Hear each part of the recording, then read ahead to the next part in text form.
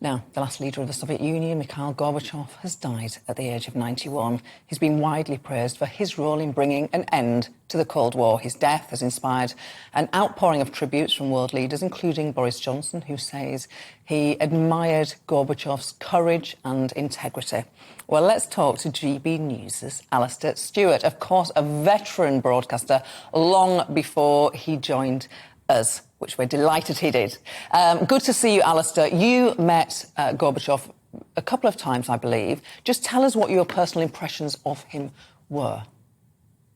He defined charisma. He was a phenomenally good-looking and powerful man. He had that bizarre birthmark on his top of his head, which never bothered him for a moment. The eyes were steely, but in a loving kind of smiley way. He was truly remarkable. First time I saw him was in Reykjavik in 1986, just a year after he'd become General Secretary of the Communist Party of the Union of Soviet Socialist Republics. And he sat down with Ronnie Reagan, and they wanted to talk about disarmament, and Ronnie wanted to talk about human rights, and they cut and thrust and cut and thrust, and then both of them sent their minders out of the room. And it was just the two of them in what was called the White House, just outside Reykjavik, an old diplomatic building.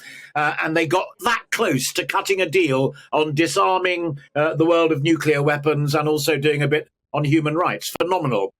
Within a couple of years, the wall had fallen in Berlin, which I also covered. And then the first time I actually met him face to face and spoke to him was at the Houston G7 meeting when George Bush Sr. Was the boss and Thatcher was there. And what was really interesting, Gloria, is that post the wall, Helmut Kohl and the Americans were desperate to push for German reunification and cutting a deal and giving Gorbachev all the money he needed for it. And it was Thatcher. And if you look at my timeline on Twitter, you'll see I posted it this morning. I interviewed her about it. She said, "I'm all for that.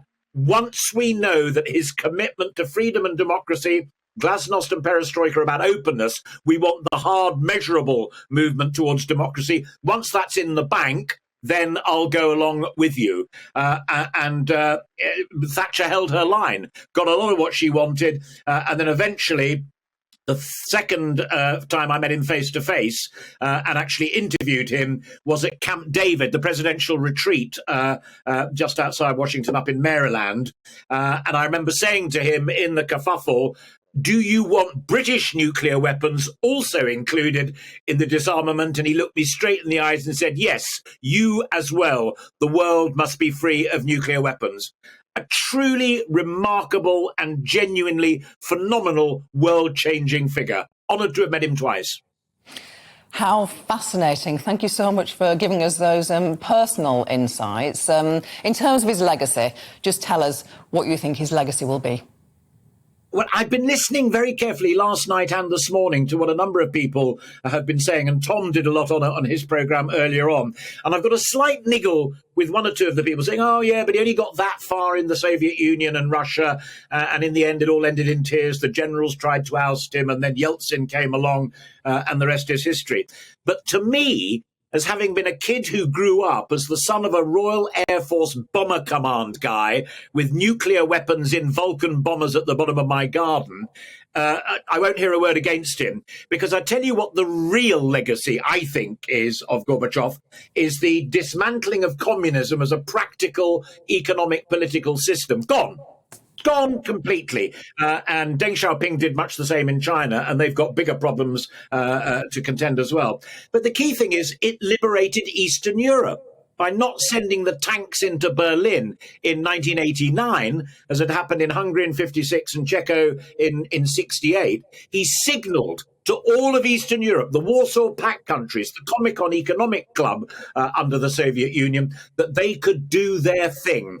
And when Gdansk shipyard happened and Lech Wałęsa waved the flag of freedom there, the game was completely over. And that's why those who are saying this morning the world is a better and safer place, that includes our Prime Minister, are absolutely spot on the money. Russia may have ended up a bit of a basket case and still a work in progress, but what Gorbachev did for Europe and the world can never be underestimated.